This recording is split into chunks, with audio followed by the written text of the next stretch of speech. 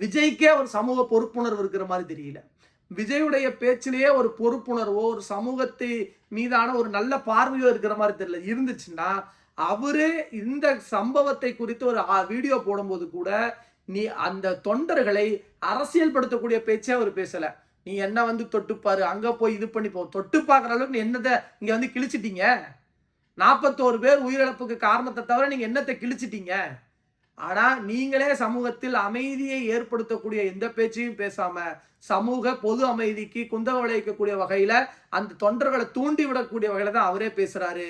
அவர் பேசிட்டு பனையூர்ல போய் பதுங்கிடுறாரு. ஆனா அப்பாவி தொண்டர்கள் நீங்க தான் வந்து அவருடைய பேச்சுக்கு தேவையில்லாம உங்கள புரோவோக் பண்ணி விட்டு பேச வைக்கிறாரு. நீங்க வந்து பேசி அர அதாவது லாக்கு எதிரா நீங்க உங்களுடைய பேச்சுக்கள் இருக்கிற போது அரசு உங்க மேல காவல்துறை உங்க மேல நடவடிக்கை எடுக்குது. அதனால நீங்க உங்கள் பொறுப்பை உணர்ந்து செயல்படுங்கள். தொடர்ந்து இப்படி பேசினா அதுக்கு நடவடிக்கை எடுக்கத்தான் காவல்துறை செய்யும்.